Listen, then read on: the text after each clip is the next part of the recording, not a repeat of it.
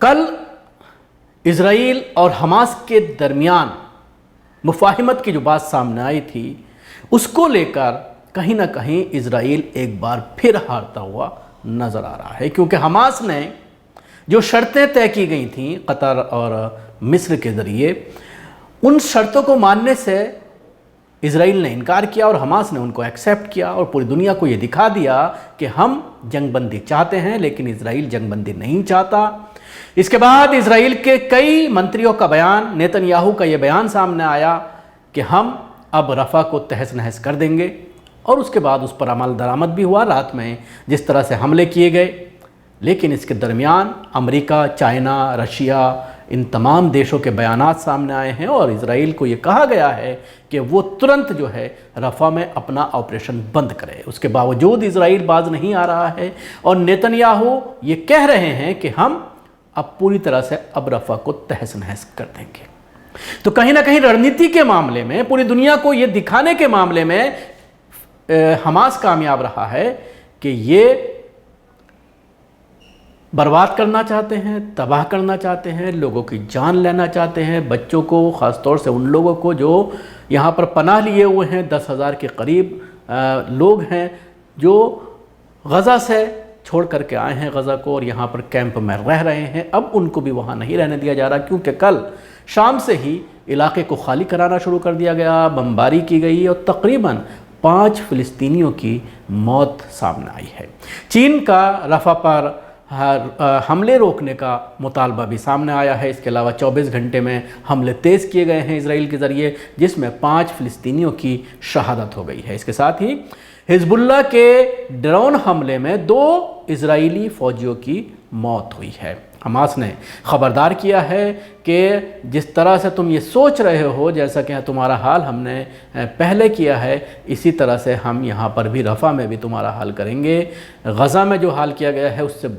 برا حال ہم کریں گے، اور اس میں یہ کہا گیا اسرائیل کے ذریعے کہ پکنک پوائنٹ نہ سمجھو، تمہیں کرارا جواب ہماری طرف سے دیا جائے گا۔ اس کے ساتھ ہی امریکہ کے بیان کی اگر ہم بات کریں تو امریکہ کا یہ کہنا ہے کہ ہم تمام حالات پر نگاہ رکھے ہوئے ہیں، کیونکہ امریکہ لگاتار اسرائیل کو یہ وارننگ دے رہا ہے کہ وہ رفح پر حملہ نہ کرے، لیکن اس کی وارننگ کے باوجود کھل کر کے نیتن یاہو نے یہ کہا ہے کہ اب کسی قیمت پر نہیں بخشا جائے گا، حماس کو ختم کر کے ہی دم لیں گے۔ یہ بات بار بار پچھلے 7 مہینوں سے کہی جا رہی ہے نیتن یاہو کے ذریعے، لیکن اس کے باوجود جو حال ان کا ہے وہ سب کے سامنے ہے، کس طرح سے پوری دنیا میں ان کو آتنکی گھوشت کر دیا گیا ہے۔ لوگ جان چکے ہیں کہ اصل آتنکی کون ہیں۔ اس کے علاوہ جو کل جو بات سامنے آئی تھی کہ کن کن چیزوں کو 3 مراحل میں جنگ بندی کو لے کر کے فیصلہ کیا گیا اور جو شرطیں رکھی گئیں اس کو حماس نے پوری طرح سے ماننے کو تیار ہو گیا، اس کو مان لیا گیا، ایکسیپٹ کر لیا گیا، اور اس کے بعد جشن کا ماحول دیکھا گیا تھا اسپتالوں کے باہر جو ہے فلسطین میں، اور لوگوں کو یہ لگا کہ اب جنگ بندی ہو جائے گی 40 دن کے لیے، لیکن اسرائیل نے ان تمام شرائط کو ماننے سے انکار کر دیا ہے۔ فلسطین کا جو تحریک حماس ہے اس نے اسرائیل کی طرف سے رفح پر حملے کے علامات میں تیزی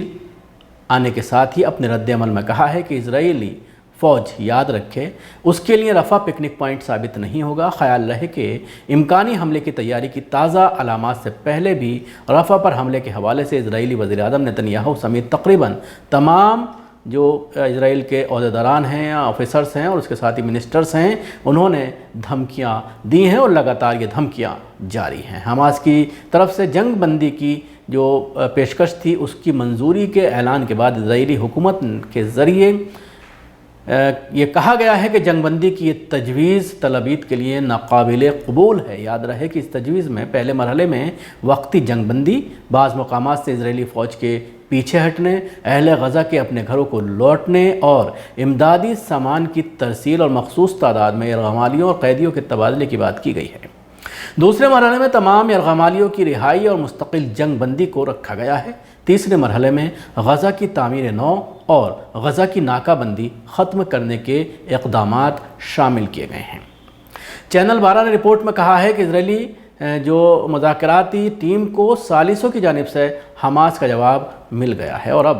جنگی کونسل اس کا اس کو دیکھ رہی ہے، اس کا معائنہ کر رہی ہے، مطالعہ کر رہی ہے۔ ایک سینئر اسرائیلی اہلکار نے کہا ہے کہ حماس نے جس تجویز پر اتفاق کیا ہے وہ اس سے مختلف ہے جس پر ہم نے اتفاق کیا ہے۔ حماس کے ایک عہدیداران نے کہا ہے کہ العربیہ کو بتایا ہے کہ حماس نے جنگ بندی کی اس وقت موجودہ تجویز پر رضامندی ظاہر کی ہے جب ان مسائل پر ثالثوں کا رد عمل آیا جس کے بارے میں حماس نے استفسار کر رکھا تھا۔ ذرائع نے بتایا ہے کہ پہلے مرحلے میں 800 سے 1000 فلسطینی قیدیوں کے بدلے میں 33 اسرائیلی ارغمالی خواتین کی رہائی کی جائے گی۔ دوسرے مرحلے میں اسرائیلی کے تمام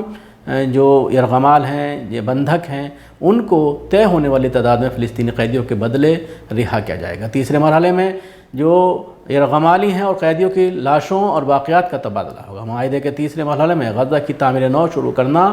اور بے گھر افراد کو پناہ دینے کو شامل کیا گیا ہے۔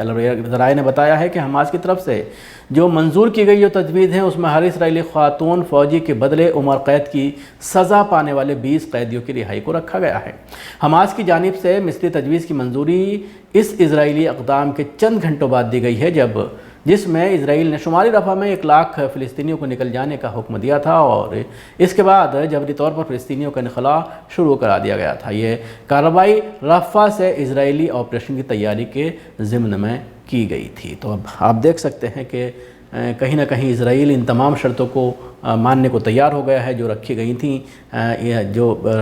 قطر اور مصر کے جو مفاہمت کار تھے جو بیٹھ کر کے معاملے کو حل کرا رہے تھے، ان کے ذریعے یہ پوری شرطیں رکھی گئی تھیں جس کو ماننے کو تیار ہے، لیکن اسرائیل اپنی اڑا ہوا ہے اور یہ کہہ رہا ہے جو ہماری پہلے شرطیں تھیں ان شرطوں کو بدل کر کے یہ نئی شرطیں لائی گئی ہیں، اس لیے ہم اس کو مانیں گے نہیں، یہ قابل قبول نہیں ہے۔ اس میں سیدھا سیدھا فائدہ حماس کا ہے، اس میں سیدھا سیدھا فائدہ فلسطینیوں کا ہے، اس لیے ہم اس طرح کی کوئی شرط نہیں مانیں گے۔